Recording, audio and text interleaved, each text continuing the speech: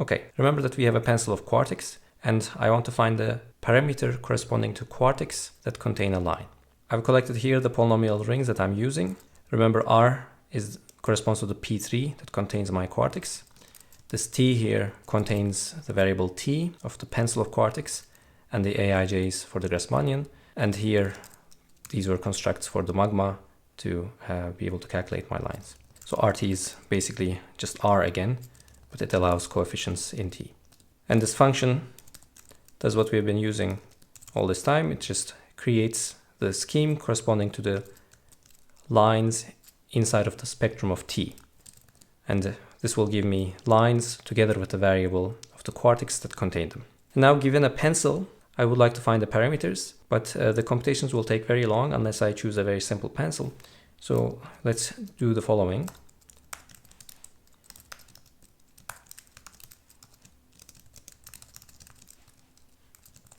So this generates a quartic in the polynomial ring R, and it will cut out a smooth quartic surface.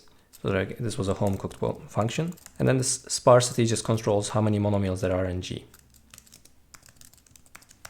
Let's see what it does. Okay, this is not my G with...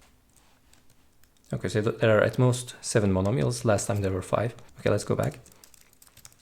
The other thing I want to do is, instead of adding another random polynomial to G to create my pencil, I'm going to add a monomial to it.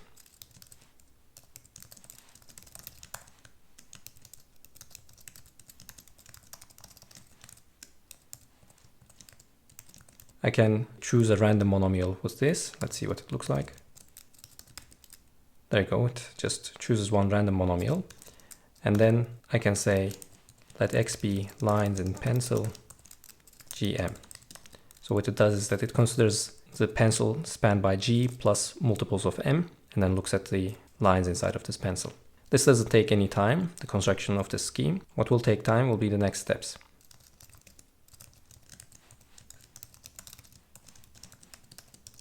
First, let's see if this thing has dimension 0 as it should. It does.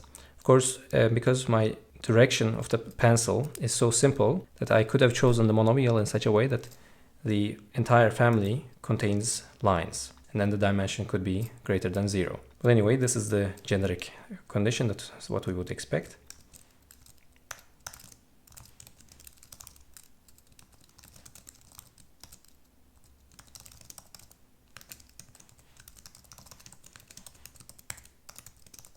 And if the dimension is 0, then I would like to compute the degree and maybe output it. So if you compute the degree, if you ask for the degree when the dimension is not 0 and you're in an affine space as we are, then Magma will complain. So I don't want to do this. For example, now the dimension is 1. I've recreated a polynomial G. I chose some monomial M, and this time I did not enter into this if clause. This is exactly what happened, and now that I have a family of lines. Maybe we should tell ourselves what the dimension is here. Okay, so we need to do this again and again until we're satisfied. Good. So the dimension is 0, the degree is 112.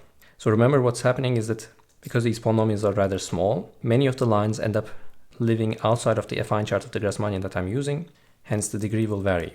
For example, if I were to do it again, now it's 120. Let's do it again. Now it's 74. Okay, so in principle, we expect 320. That's some theorem. We will talk about it maybe next week. So this means many of the lines are outside of our affine chart. Let's do this a few times.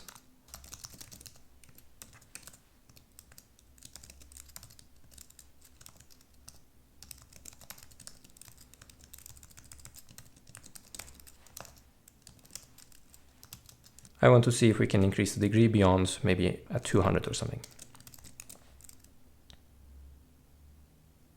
Okay, so the degree with such a sparse polynomial and with only a monomial direction is surprisingly low. So it's around 100.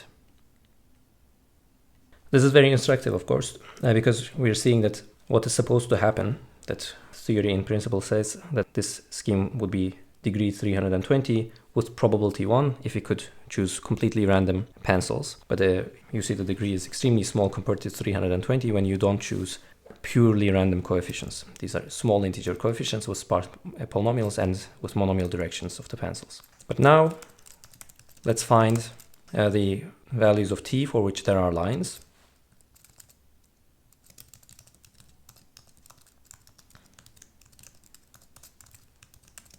So I'm just going to run with the last example that this loop produced. Let's see what are the parameters. Okay, so the dimension 0 degrees 72. This is my g. My monomial direction is omega to the 4. And what we want to ask now, and I'm going to time this. So I want to get this polynomial p vanishing on all the t coordinates on this scheme x. And you say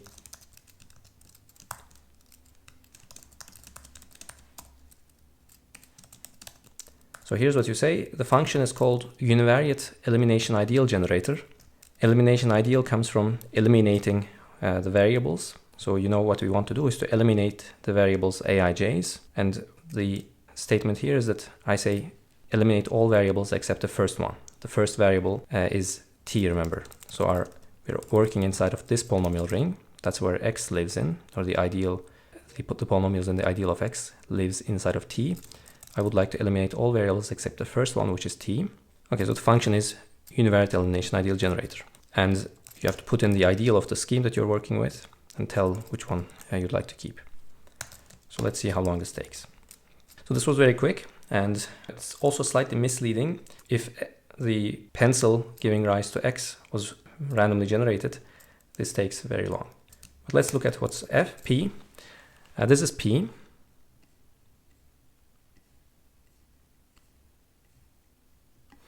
So it's degree 58. And remember, the degree of x was 72, so that there are, we can expect 72 lines inside of this pencil, but there are 58 values of t for which we specialize to a quartic containing a line. This suggests that some quartics have more than one line. Okay, so first of all, in principle, we've gotten the parameters t corresponding to quartics containing a line, because it will be the roots of this polynomial. So there's one more thing to do. I would like to study which quartics have more than one line, and we'll get to it in a second. But let's also do the following. Let's write the same thing now with a slightly more geometric language. This is useful when you don't want to work with elimination ideals. It will do the same thing behind the scenes, but the language is maybe cleaner if you want to think of geometry.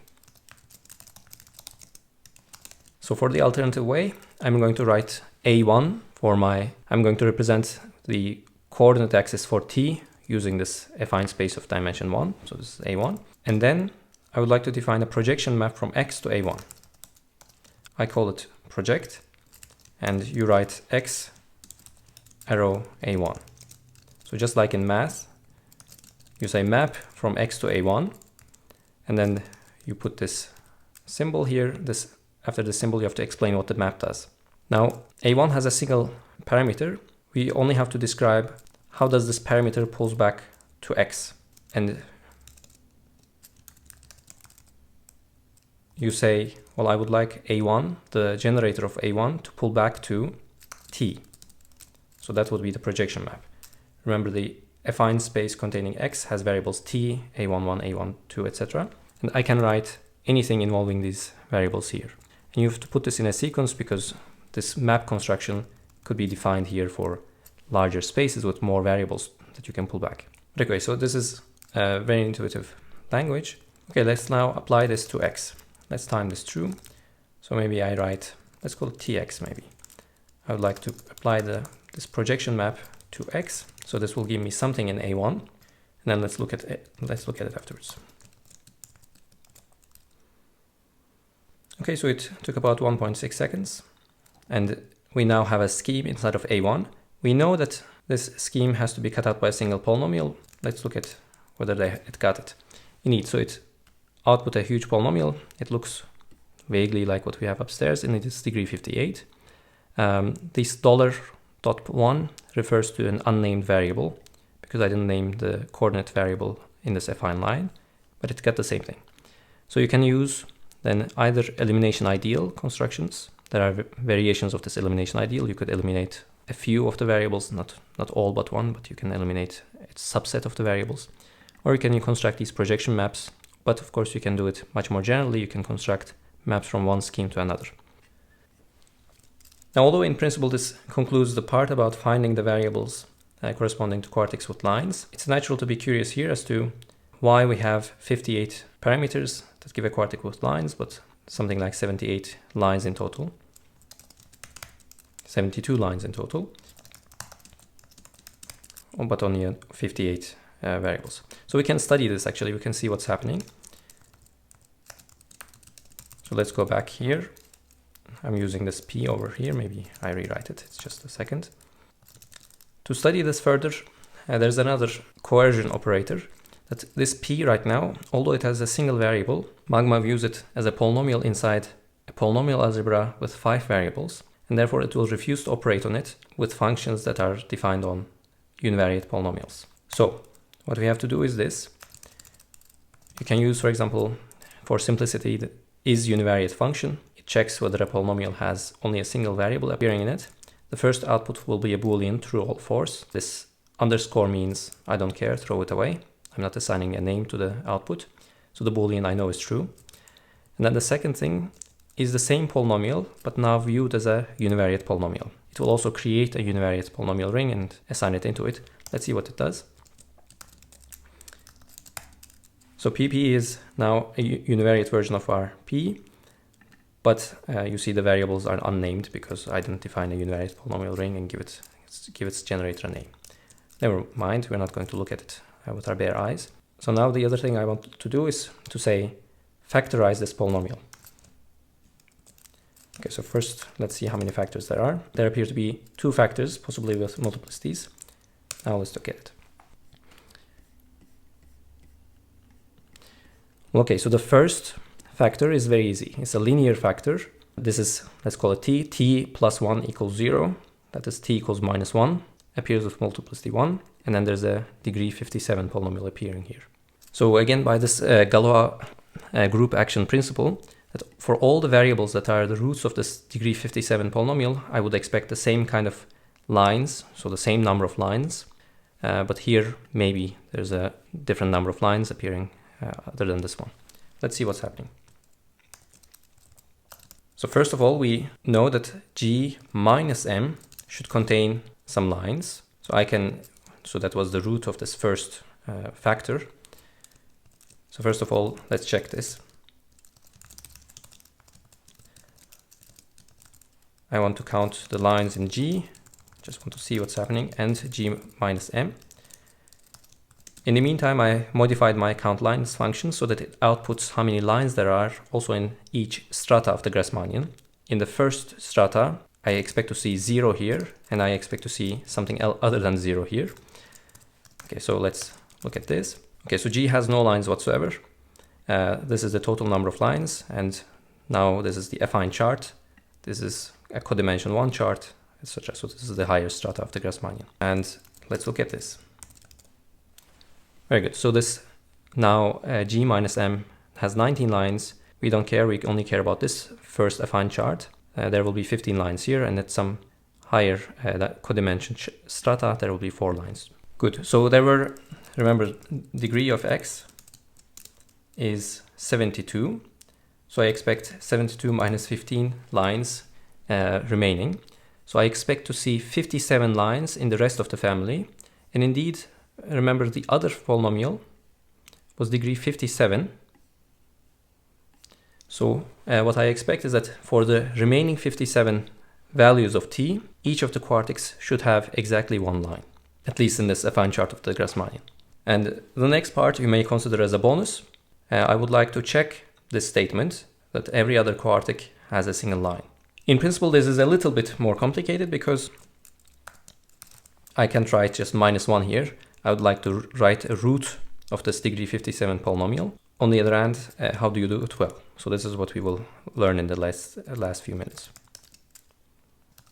So let's extract this polynomial from the factors. So it was the second factor, and each factor comes with its multiplicity. The first entry is the polynomial, the second entry is the multiplicity. So this will capture the polynomial. Okay, so that's it. Now what you can do is define a number field from the polynomial.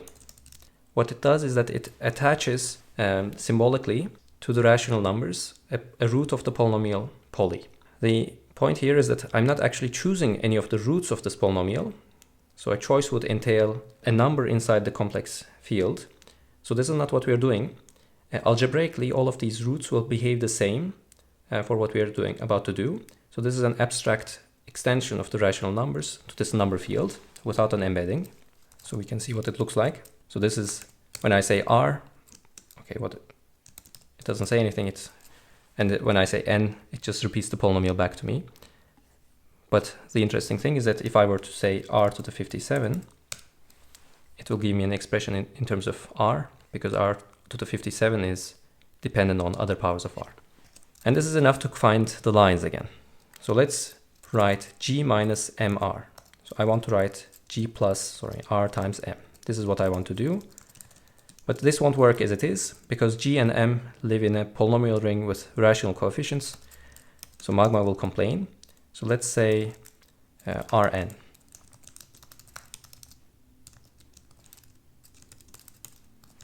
Okay, so I created a polynomial ring with 4 variables with coefficients that are allowed to be in n in our number field.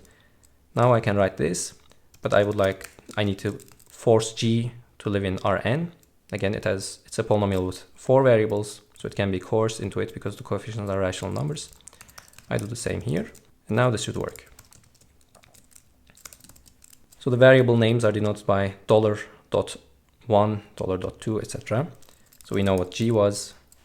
So this is x to the 4 is now $.1 to the 4. Anyway, I'm not going to look at it with bare eyes, so we can go back. And now I ask count lines in f.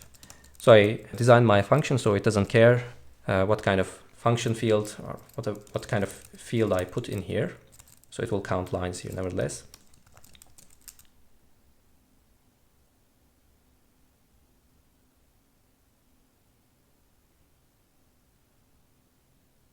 Well, after about 16 hours of waiting for this calculation to finish, my computer crashed.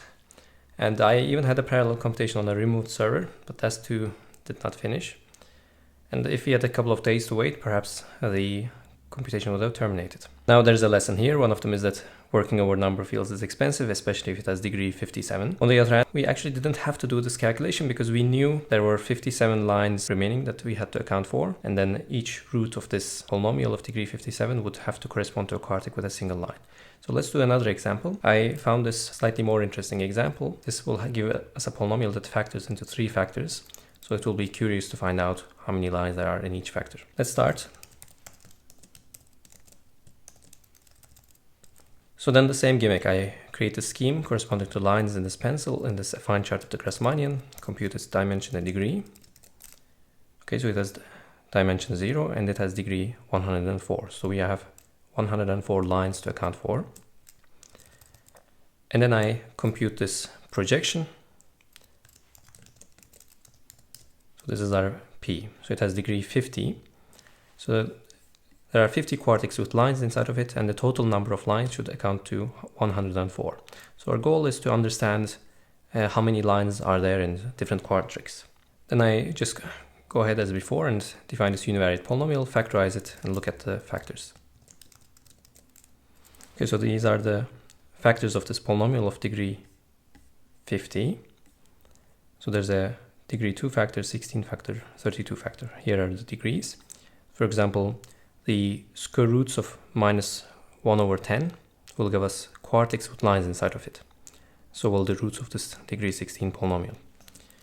And for each of them, so I'm going to take each of these factors. I'm going to create the corresponding number field, create the polynomial ring over this number field, create the polynomial f, that is g plus a root of this polynomial times the monomial. That was our pencil. Remember, this root is only abstractly defined. The answer does not define on a particular embedding of this root into the complex numbers. And then my count lines function doesn't care about the number field, so it will just count the lines. So let's just copy paste. So the first 2 polynomials were small. One of them was a quadratic, the other was degree 16, so they've already terminated. And what we see is that for t equals the square root of minus 1 over 10, we get 12 lines in total. But what we are interested in is the number of lines on the affine chart, since that's what we were computing. There are 4 lines in the affine chart. For the degree 16 polynomial, any of its roots will have 2 lines in the affine chart of the Grassmannian, and then the other one, the degree 32 polynomial, will give us 2 lines in the affine chart. So what's important here is that we have to count these things appropriately. For example, there are 2 roots of -1/10, 2 square roots. Each value gives me a quartic, and each of those quartics will have 4 lines in the affine chart. So that gives me 2 times 4 lines. For the second one, I have 16 roots of this polynomial, 16 quartics. Each of these quartics will have 2 lines in its affine chart. So that many lines. And then finally, I have 32 roots here. Each of them gives me 2 lines, and the total is 104. So that's indeed the degree of x. So we've seen how the lines have distributed themselves amongst the possible roots. Okay, so that's it for today. I find it fascinating that we can carry out such delicate calculations over number fields, and I believe it's a valuable skill to have. I will conclude the lecture here. See you on Wednesday.